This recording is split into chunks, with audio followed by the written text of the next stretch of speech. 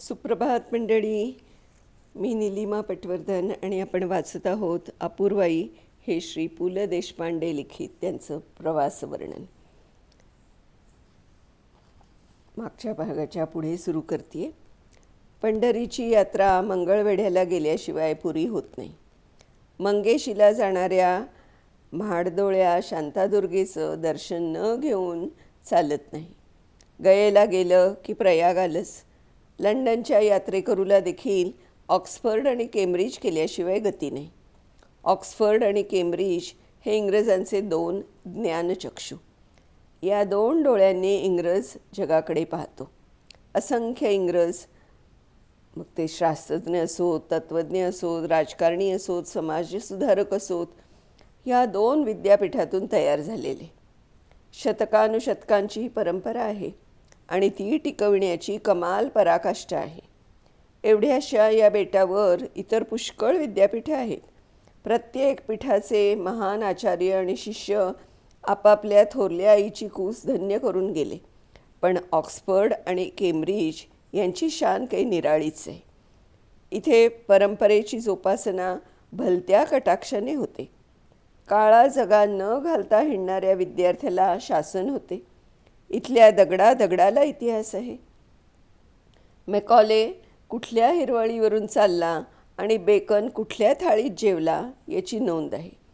आधुनिकातील आधुनिक विद्या जुन्यातील जुनी पगडी घालून शिकविण्याचा विरोधाभास आहे.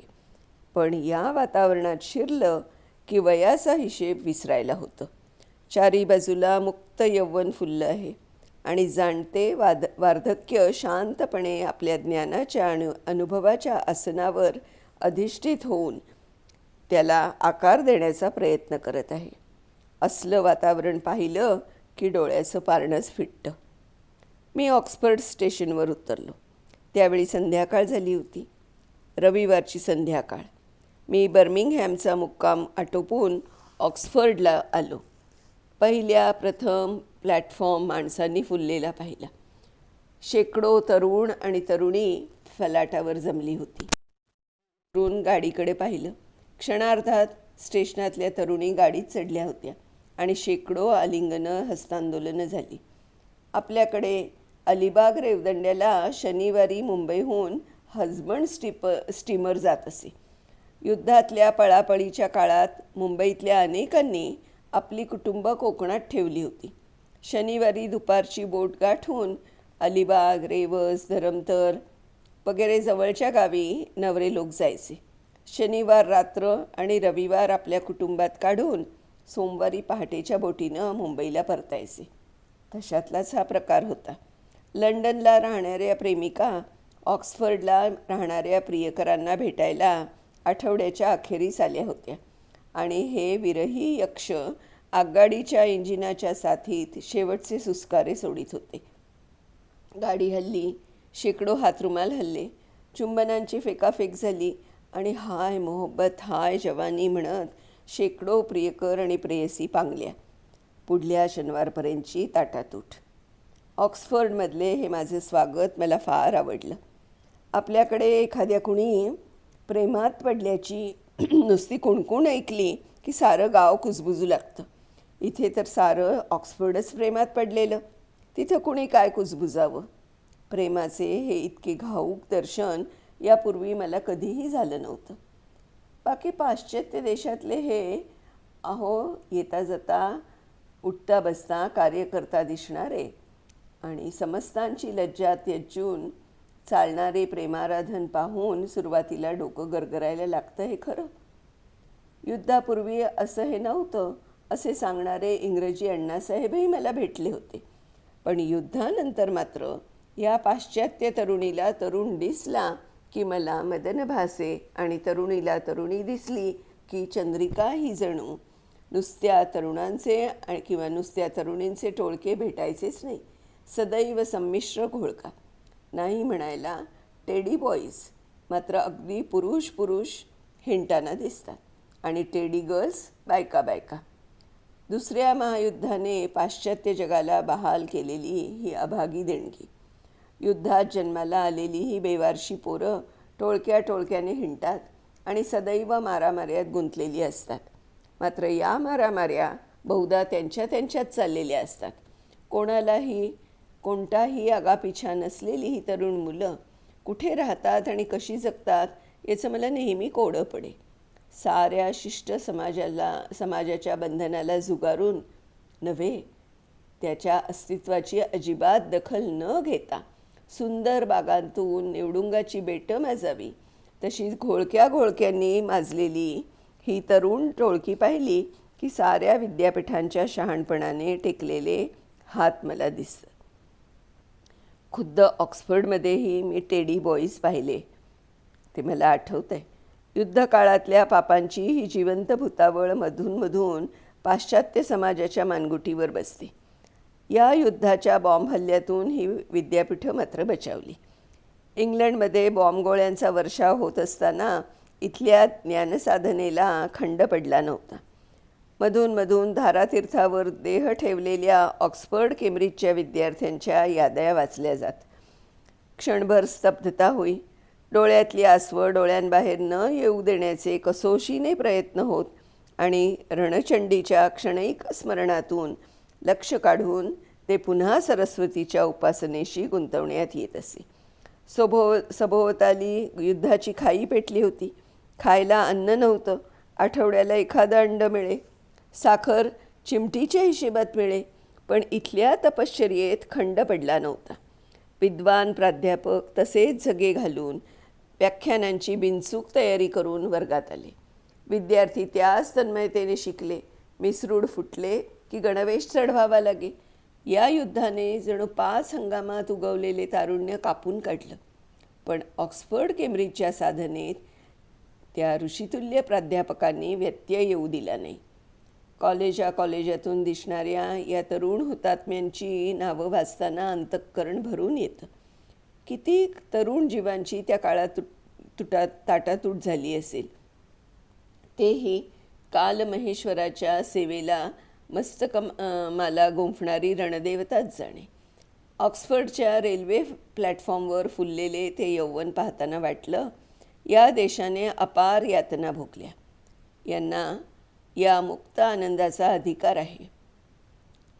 यांच्या आधीची पिढी तळहातावर शीर घेऊन लढली. या तरुणांपैकी बहुतेकांचे बाप, भाऊ, काका, मामा ऑक्सफर्डच्या कॉलेजातल्या वर्गातून शिकता उठून रणांगणावर गेले. ते परत आलेच नाहीत. कुठल्याही इंग्रजाच्या घरी गेलं की मेंटलपीसवरती लष्करी वेशातल्या दिवंगत तरुणाचा फोटो आढळल्याशिवाय राहत नाही. युद्ध संपलं. रोडावलेले ऑक्सफर्ड आणि केम्ब्रिज पुन्हा गजबजलं. गणवेश टाकून कित्येकांनी पुन्हा काळे झगे चढवले आणि बंदुकीतला डोळा काढून पुस्तकात नाहीतर मायक्रोस्कोपमध्ये घातला. त्यांच्या वृद्ध प्राध्यापकांनी त्यांचे दोन्ही हातांनी स्वागत केले. ऑक्सफर्ड आणि केम्ब्रिज यांची चुरस ही मात्र नौका स्पर्धांपुरतीच मर्यादित नाही. दोन्ही युनिव्हर्सिटी एकमेकींना अनेक अर्थांनी पाण्यात पाहतात. एकीला टेम्सचा अभिमान तर दुसरीला चिमुकल्या कॅम नदीचा. ऑक्सफर्डची टेम्स आणि लंडनची टेम्स यात जमीन अस्मानाचा फरक आहे. पण वार्षिक नौका स्पर्धेत ऑक्सफर्ड जिंको नाहीतर केम्ब्रिज जिंको, कॅम नदीचं लावण्य अवर्णनीय आहे एवढीशी पण अति गोड. दोन्ही काठांना झाडं लावलेली आणि काठ ओढ्याच्या काठांइतकेच दूर. पण साऱ्या केम्ब्रिजभोवती मोठी लाजत मुरगत जाते. मी विपिंग विलोज प्रथम केम्ब्रिजला पाहिल्या. लांब लोंबत्या फांद्यांची ही झाडं खरोखरच शोकमग्न वाटतात.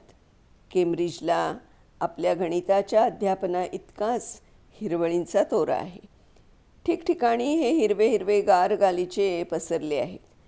किंग्स बँक वगैरे लॉन्सवरून चालायचा अधिकार फक्त फेलोजना आहे आणि म्हणूनच इथला विद्यार्थी फेलो झाल्याबरोबर आधी ते लॉन तुडवून येतो म्हणतात.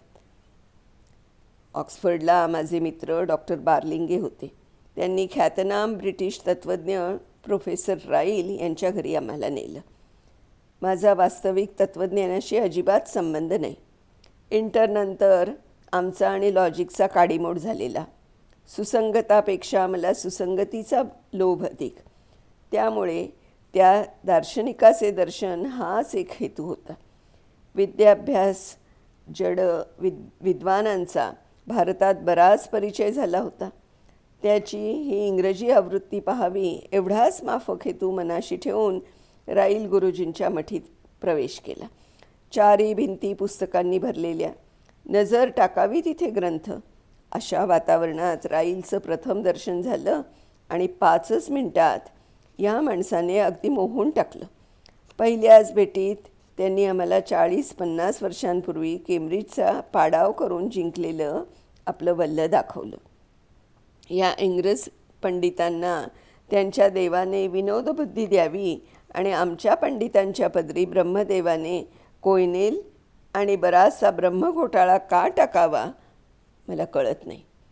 तासाभरात या म्हाताऱ्यानं आम्हाला तरतरेच्या गोष्टी सांगून गप्पा रंगवल्या आणि जाता जाता तो म्हणाला, ऑक्सफर्डचा प्राध्यापक शिकवतो म्हणजे काय करतो ठाऊक आहे का? आपल्या पाईपचा धूर पोरांच्या अंगावर सोडतो.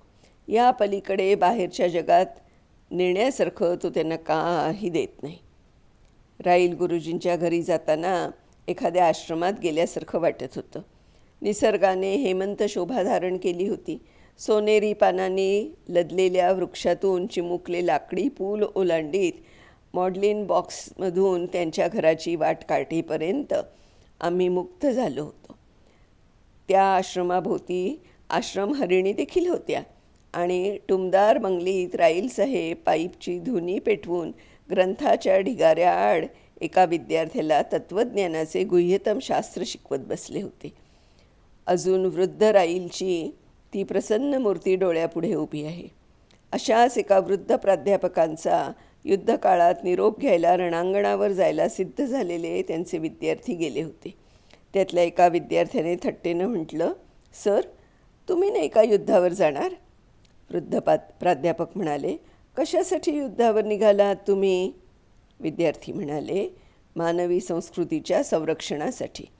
प्राध्यापकांनी त्यांच्या पाठीवरून आशीर्वादाचा हात फिरवत सांगितलं, बाळांनो, ती मानवी संस्कृती तुमच्या पुढ्यात उभी आहे. I am the civilisation.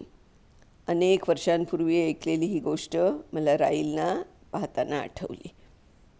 मंडळी, आज आपण इथे थांबूया आणि ऑक्सफर्डचा पुढचा भाग आपण उद्या वाचूया. तोपर्यंत नमस्कार.